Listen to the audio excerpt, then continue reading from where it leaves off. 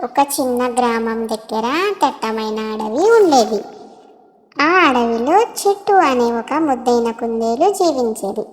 చింటూ చాలా కష్టపడేది, కానీ దానికి తినడానికి ఎప్పుడూ తక్కువ క్యారెట్లే దొరికేవి.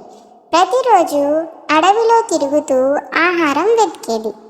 కొన్ని రోజులు దొరికేవి, కొన్ని రోజులు దొరికేవు. అయినా చింటూ ఎప్పుడూ బాధపడేది కాదు. ఒకరోజు చింటూ అడవిలోని పాత ప్రాంతానికి వెళ్ళింది. అక్కడ ఒక వృద్ధ తాబేలు కనిపించింది. ఆ తాబేలు చాలా అలసిపోయి కనిపించింది. దాని బుట్ట కింద పడిపోయి కూరగాయలు అన్నీ చెల్లాచెదురు అయ్యాయి. చింటూ వెంటనే పరిగెత్తి వెళ్ళి చెప్పింది, తాతయ్య, నేను మీకు సహాయం చేస్తాను. అది అన్ని కూరగాయలను తీసి మళ్ళీ బుట్టలో వేసింది. వృద్ధ తాబేలు సంతోషంగా నవ్వింది. నీ మనసు చాలా మంచిది బాబు, నేను నీకు ఒక ప్రత్యేకమైన బహుమతి ఇస్తాను అని చెప్పి ఒక చిన్న మెరిసే గింజను బయటకు తీసింది.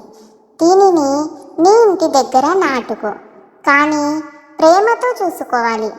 చింటూ ఆనందంగా ఆ మొక్కను ఇంటికి తీసుకెళ్ళింది. మరుసటి ఉదయం అది ఆ మొక్కను మట్టిలో నాటింది.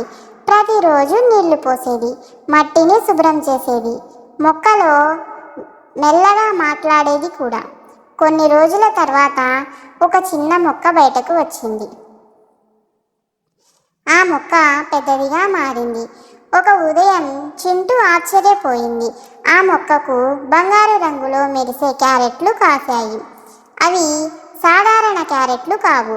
వాటిని తింటే బలం, ఆనందం వచ్చేవి. చింటూ చాలా సంతోషపడింది. కానీ అన్ని క్యారెట్లు తానే తినలేదు, తన స్నేహితులతో పంచుకుంది. అదే అడవిలో లాలు అనే ఒక నక్క ఉండేది. లాలు చాలా లోభి.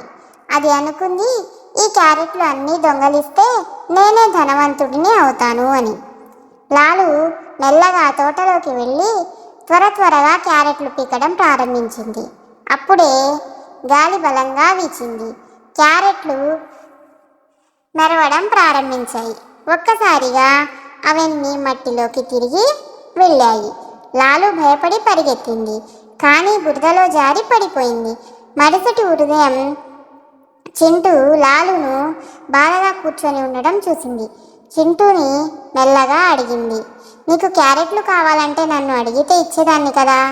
లాలు సిగ్గుతో తలదించుకుంది. నన్ను క్షమించు, నేను లోబిగా మారిపోయాను. చింటూ నవ్వుతూ కొన్ని క్యారెట్లు ఇచ్చింది. ఆ రోజు నుంచి లాలు కూడా కష్టపడి పనిచేయడం ప్రారంభించింది. ఇద్దరూ మంచి స్నేహితులు అయ్యారు. కొద్ది రోజుల్లో ఆ అడవి మొత్తం ఆనందంతో నిండిపోయింది. చింటూ యొక్క మాయా తోట అందరికీ సంతోషానికి కారణమైంది.